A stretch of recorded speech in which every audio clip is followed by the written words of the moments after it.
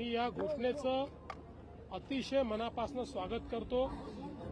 मी यापूर्वी सांगितलंय की मी 2012ला माननीय उच्च न्यायालयात गेलो होतो आणि ते याकरताच गेलो होतो की एसआयआर झाला पाहिजे, कारण मागील 25 वर्षापासून आपल्या देशाच्या याद्या ज्या आहेत त्या याद्यांमध्ये संक्षिप्त पुनर्निरीक्षण होतं, संपूर्ण पुनर्निरीक्षण होत नाही।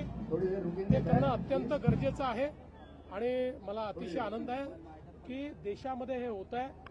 माझी तर निश्चितपणे या ठिकाणी मागणी असणार आहे की पुढच्या काळामध्ये आमच्या सगळ्या याद्या एसआयआर नंतर ब्लॉकचेन पद्धतीत त्या ठिकाणी तयार करण्यात याव्यात आणि कुठल्याही परिस्थितीमध्ये त्या ठिकाणी प्रत्येकाचा जो काही आयडी आहे तो अशा प्रकारे प्रिझर्व्ह व्हावा की तो दुसऱ्या राज्यात गेला तरी देखील त्या ठिकाणी त्याच आयडीवर त्याचं नाव त्या ठिकाणी राहिलं पाहिजे।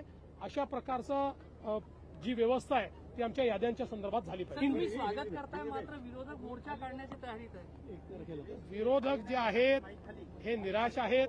त्यांना हे माहिती आहे की येणाऱ्या निवडणुकीत त्यांचा पराभव निश्चित आहे। पराभवाच्या आधीचं हे कव्हर फायर आहे। असं आहे की ज्यांची नोट चोरी बंद झाली आहे ते आता वोट चोरीचा आवाज लावतायत, पण हे लक्षात ठेवा कि ये पब्लिक है, ये सब जानती है। सर हिंदी में बताइए।